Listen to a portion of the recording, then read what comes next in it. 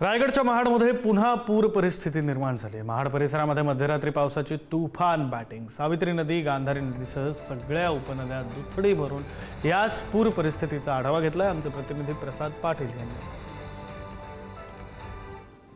महाड शहरात मागील 4 दिवसातून तिसऱ्यांदा पूरजन्य परिस्थिती जी आहे ती निर्माण झालेली आहे आणि आपण दृश्यांच्या माध्यमातून पाहू शकता।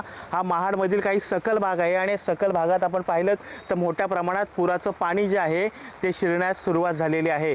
महाडमधील काळ नदी असेल, गांधारी नदी असेल, त्याचप्रमाणे मुख्य जी महाडची नदी आहे सावित्री नदी, या तीनही नद्या दुथडी भरून वाहत आहेत। त्यामुळे महाडमध्ये पूरजन्य परिस्थिती जी आहे ती निर्माण झालेली आहे।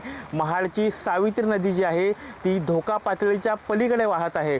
का आपण पाहिलं तर काल सायंकाळपासून महाड असेल, पोलादपूर असेल, महाबळेश्वर असेल या परिसरात मोठ्या प्रमाणात पर्जन्यवृष्टी झाल्याने महाडमध्ये आज पूरसदृश्य परिस्थिती जी आहे ती निर्माण झालेली आहे। महाडमध्ये आपण पाहिलं तर काल महाडमध्ये 145 मिलीमीटर इतक्या पावसाची नोंद करण्यात आलेली आहे।